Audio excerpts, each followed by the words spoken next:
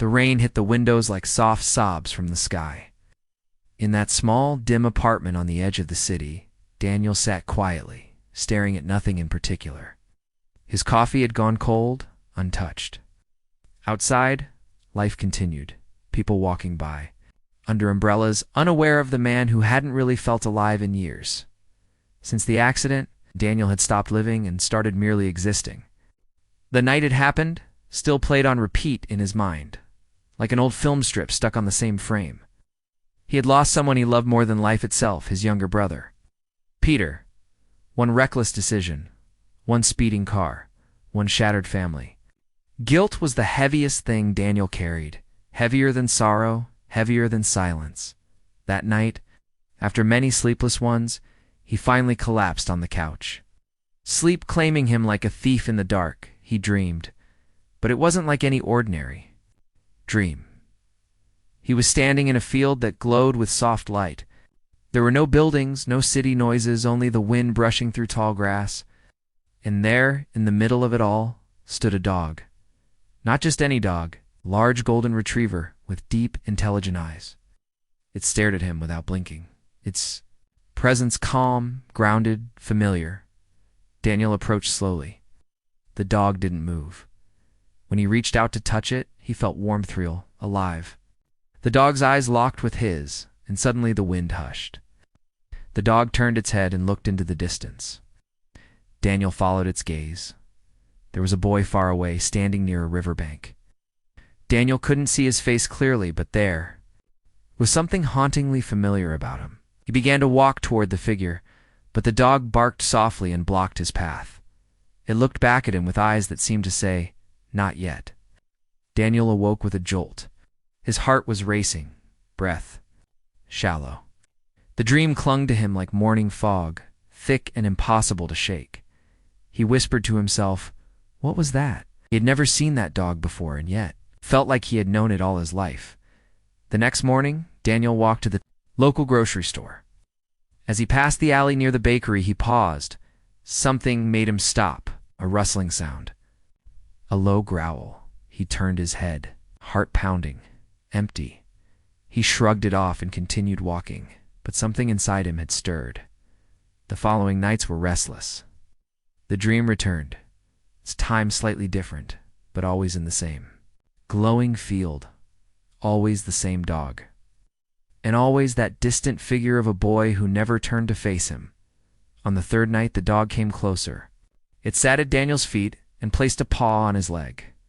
Then, in a voice not spoken aloud, but heard inside his soul, Daniel heard a whisper, "Forgive yourself." He awoke in tears.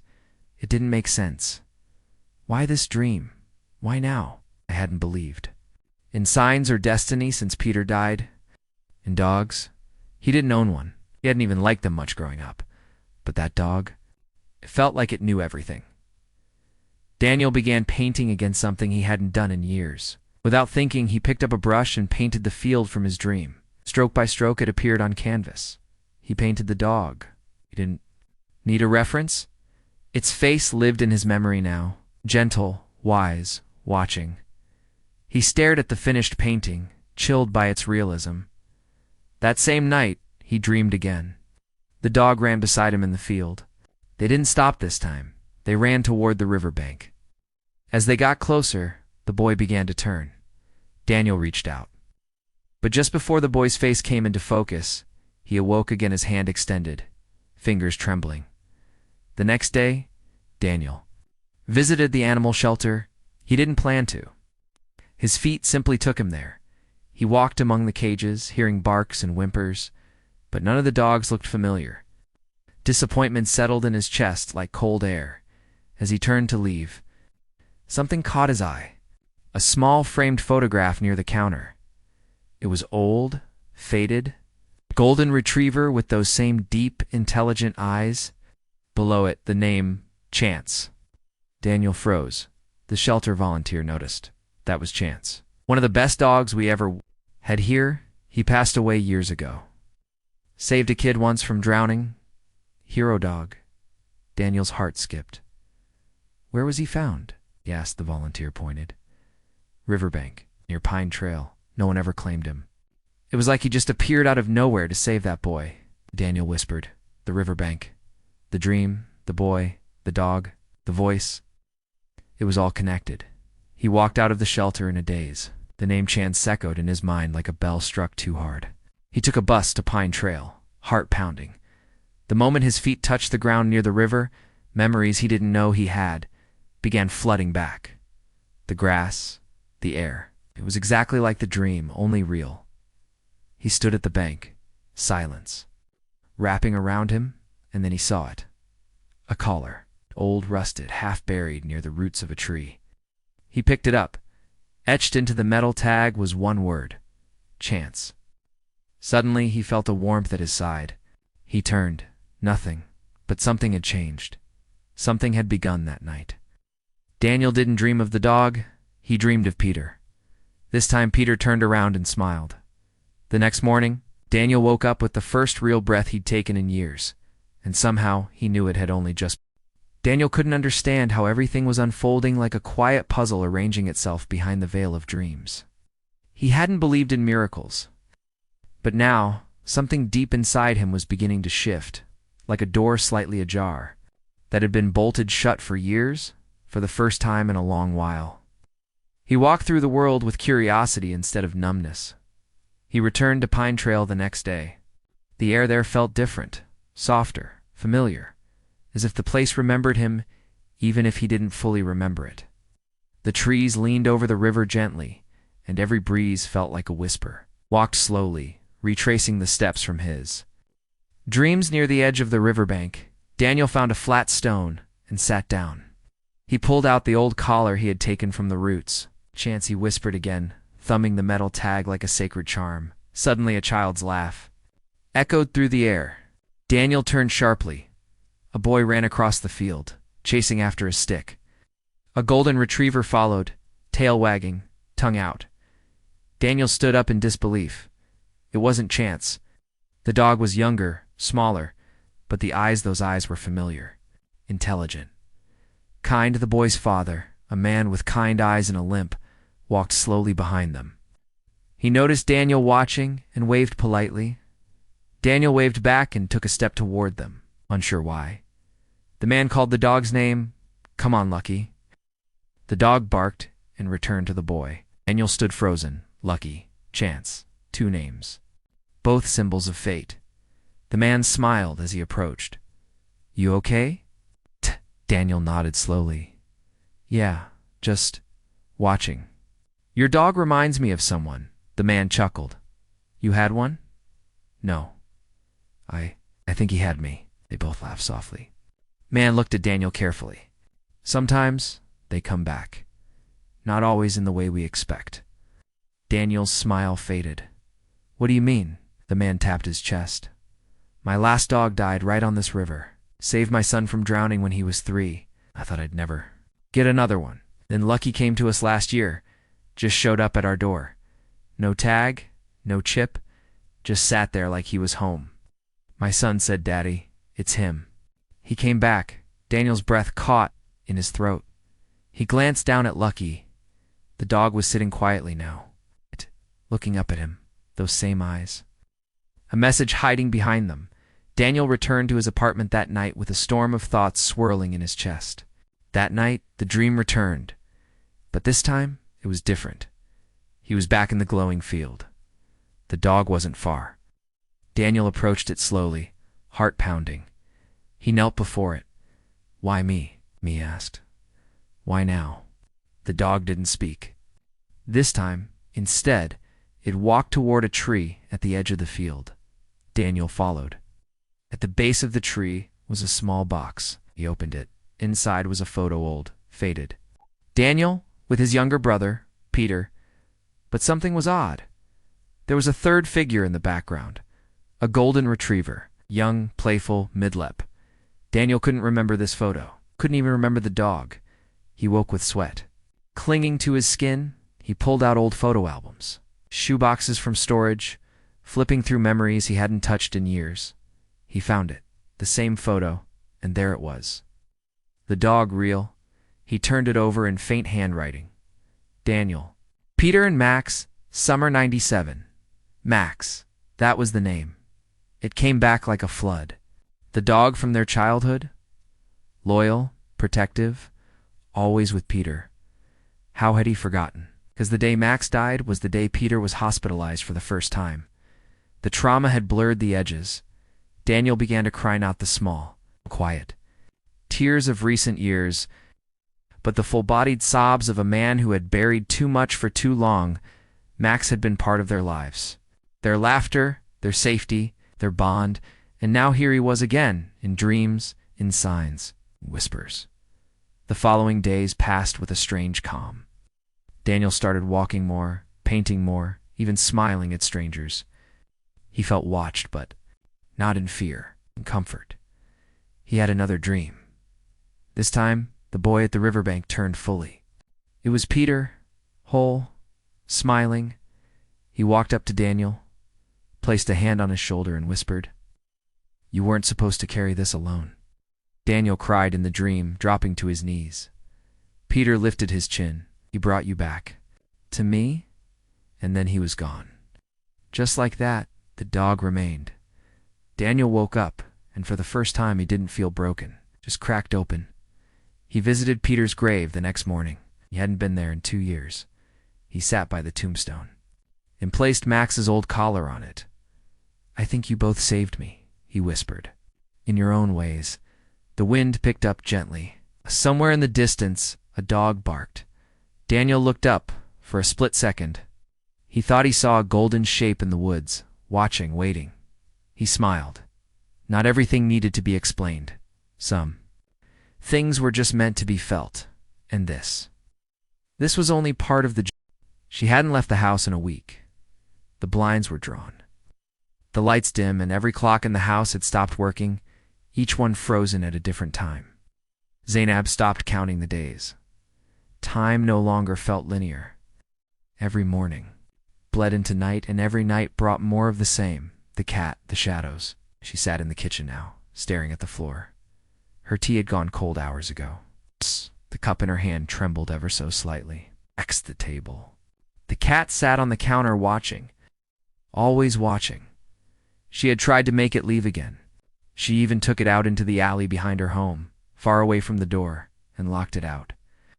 But the moment she returned to the kitchen, the cat was already there, sitting calmly on the table, as if it had never left. As if it couldn't leave or wouldn't until its purpose was complete. And Zainab was beginning to understand what its purpose was. The past wasn't just knocking anymore. It was clawing through the walls. That night, she dreamed again. Wasn't hazy. It was vivid, too real. She was standing on a rooftop. Rain poured from the sky, but she wasn't wet. In front of her stood someone she hadn't seen in decades, a woman named Miriam. Neba had once called her a sister, not by blood, but by bond. They had shared secrets, laughed under stars, promised each other the world, until Zainab betrayed her. She watched as the dream Miriam stepped closer. Her face twisted, not in rage, but disappointment. She didn't speak. She just stared. The way the cat did. And behind Miriam stood the cat. Its eyes glowed brighter than the storm clouds above. And in its gaze, Zainab saw it that night. That argument, that shove she had pushed Miriam. It wasn't meant to be fatal. It wasn't supposed to end with someone slipping, falling, screaming. But it did. She jolted awake, gasping, soaked in sweat. The room was cold again, and the cat was sitting on her chest. She didn't scream. She didn't move. She just stared back into its glowing eyes. And for a moment it felt like time stopped. In that silence, she heard a voice. Inside her, confess. That single word echoed in her skull, louder than thunder. She whispered back, "I didn't mean to." The cat didn't blink, didn't respond. It climbed down and walked into the hallway. Something inside Zainab cracked open. She got up, slowly, and followed. The hallway lights flickered. The floor creaked beneath her feet. At the end of the corridor, the cat stood beside the old trunk, the one she had always avoided. Her hand trembled as she reached out, fingers grazing the rusted latch. It opened with a moan. Inside were remnants of the life she had tried to erase. A locket, Miriam's a letter torn. Never sent a key. To an apartment she abandoned years ago, and beneath it all, a blood-stained scarf. She dropped to her knees. Tears came without warning. They poured from her eyes like they'd been waiting for years.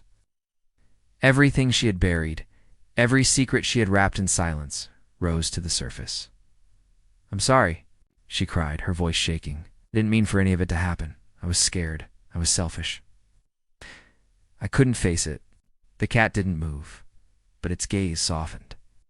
Just slightly, she took the scarf in her hands, held it against her face, like it could bring her back to who she once was. Not the woman hiding behind lies, but the girl who once believed in love. In loyalty, Zainab knew then she couldn't run anymore. The cat turned and walked toward the door. She followed outside. The sky was a strange gray, neither day nor night. The wind whispered with familiar voices, regret, shame, grief. But beneath it all, something else stirred. A chance not of forgiveness, but of release. She looked down at the cat, which now sat at the edge of her porch, waiting as always. "Is this how it ends?" she asked. But the cat didn't answer. It just blinked once slowly, then turned its head toward the path. And Zainab understood. She wasn't meant to hide anymore. She was meant to face it. Every step forward would hurt, but it would be honest. And maybe, just maybe, that would be enough. Daniel's name had begun to circulate quietly among those who had once felt lost. The story of the dog who led him to a missing boy traveled by word of mouth, never loudly, but always with wonder. He didn't seek attention. In fact, he often turned it away. But those who heard the tale came with questions, and sometimes tears, and often a dog of their own. He had opened something in others a kind of hope they hadn't known they were allowed to feel. Still, at night Daniel couldn't shake the feeling that something remained unfinished. Max had come back for a reason, yes, but was it only for the lost boy? Or was there something deeper still hidden? The dreams returned. This time they were darker. He saw the glowing field again, but it was now surrounded by shadows. The tree stood at the center, bare. The riverbank had dried. The dog Max stood, facing the forest, ears raised, tail stiff. He growled.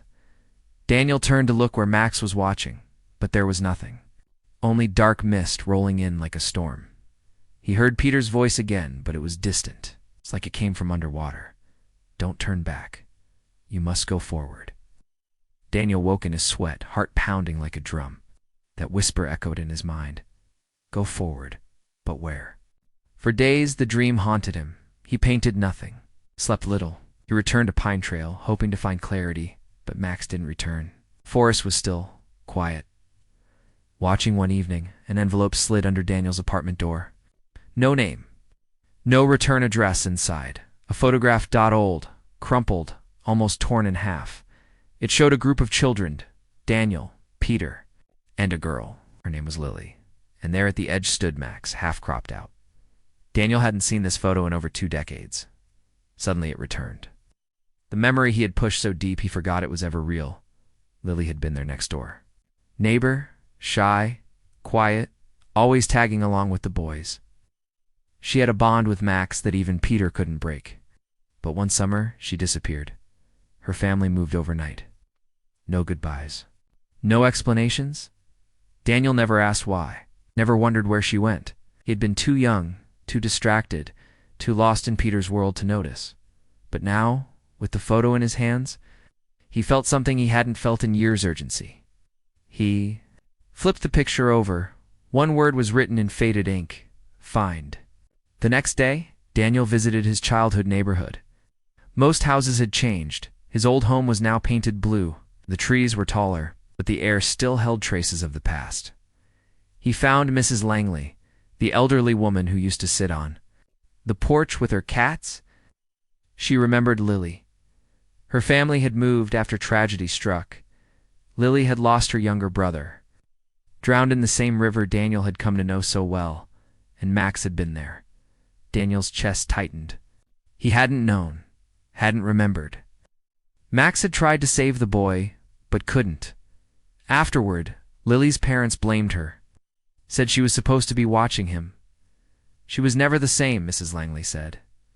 She loved that dog, said he was the only one who understood. Daniel found Lily. She was living in a small cabin 2 hours north, away from people, working as a wildlife rescuer. When she opened the door, their eyes locked in for a moment. Time folded in on itself. She hadn't changed much. The same gentle eyes, the same quiet sadness. I knew you'd come, she said before he even spoke. He held up the photograph. Did you send this? She nodded. I didn't know if you'd remember. They sat in silence for a long time. Then, slowly, she began to speak. I never forgot him. Max, he was more than a dog. He was something else.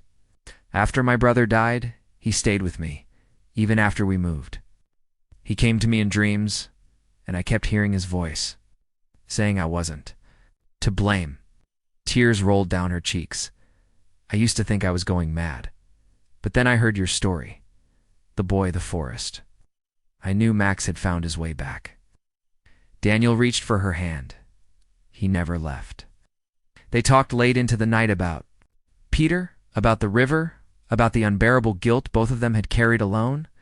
It was only now, in that quiet, flickering space between pain and memory, they understood the dog had connected them all. The next day, they drove back to Pine Trail together. They returned to the clearing. Nothing had changed. It still pulsed.